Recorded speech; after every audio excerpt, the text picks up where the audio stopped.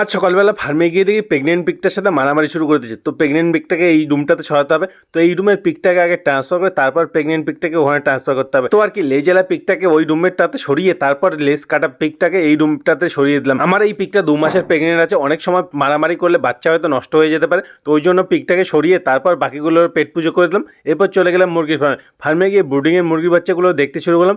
কারণ রাত্রিবেলা প্রচণ্ড ঠান্ডা পড়ে, তো ওই জন্য ব্রুডিংয়ের মধ্যে রাত্রে নিয়ে যাই। এরপর এদের জলখাবার দিয়ে তারপর ডিম পাড়া মুরগিগুলো জলখাবার দিয়ে ডিম বের করে নিয়েছিলাম। সত্যি ফার্মে ডিম কালেক্ট করার মজাটাই আলাদা। এদিকে ম্যাডামের স্কুলের টাইম হয়ে গেছে, তো ম্যাডামকে নিয়ে চলে গেলাম স্কুলের দিকে।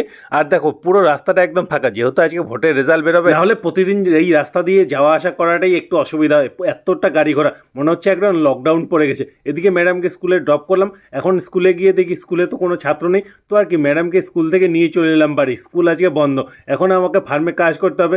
এখন ফার্মের আশেপাশে যেহেতু বর্ষাকাল, তো ফার্মের আশেপাশে জঙ্গল জন্মে গেছে। তো আর কি ঘাস মারা বিষটা স্প্রে মেশিনে ঢুকে এখন ঘাসগুলোর মধ্যে স্প্রে করে দিলাম। আর তারপরেই শুরু হয়ে গেল বাজি ফটকা। চারিদিকে এদিকে ঢুম ঢাম করে বাজি ফটকা ফুটতে চালু করলো, কারণ বিজেপি জিতে গেছে। আর তারপরে আমিও একটু ওখান থেকে নাচানাচি করে তারপর চলে এলাম বাড়ি এসে স্নান করে দুজনে পেট পুজো করে নিলাম। এরপর চলে গেলাম খরগোশের ফার্মে। যেহেতু চারদিকে বাজি ফটকা ফুটছে আর এই ছুটকুটারও একটু অসুবিধা হয়। যাই হোক, এখন চলে গেলাম ঘাস আনার উদ্দেশ্যে। তো আর কি এক বালতি ঘাস নিয়ে চলে এলাম। আর ঘাস দেখতে দেখতে এদের লাল টপকাতে শুরু করলো। আর আমাদের এখানে লোকালি একটা জায়গায় খরগোশের বাচ্চার খোঁজ পেয়েছি। খরগোশের বাচ্চাগুলো তো হেব্বি লেগেছে। এখন কালকে যাব, যদি দামের মধ্যে বনে যায় তাহলে কালকে নিয়ে চলে আসবো। দেখা হচ্ছে কাল।